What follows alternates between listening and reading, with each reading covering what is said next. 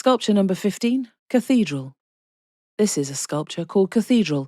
It was created for the Forest of Dean Trail by Kevin Atherton in 1986. It consists of a large stained glass window hanging on high from a wooden frame above a long, straight section of the trail.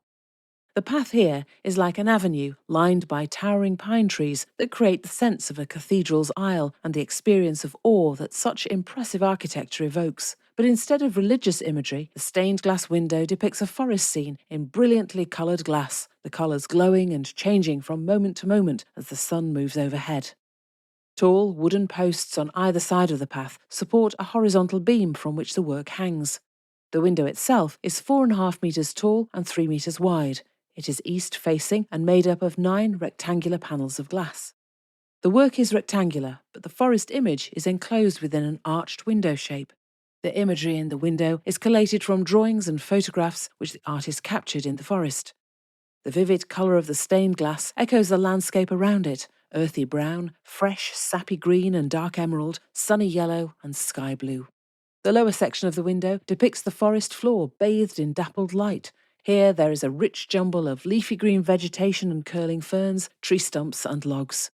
Lying diagonally across this area is a felled tree, its long trunk stretching across 3 glass panels. In the upper section of the window, tall trees predominate with towering trunks and verdant green upper branches. The trees in the centre have solid brown trunks. Those at the edges of the image are shadowed with a bluish hue. A couple of sheep are grazing under the trees on the left. Beyond the borderline of the trees in the background, the open landscape is saturated in sunlight under a pale blue sky. A bird flies overhead, and the light here is crisp and bright.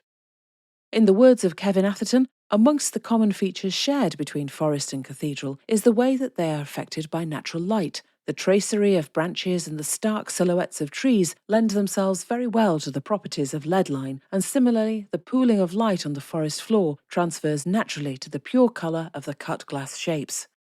This means that the forest is the context, the window is the form, and the image is the content.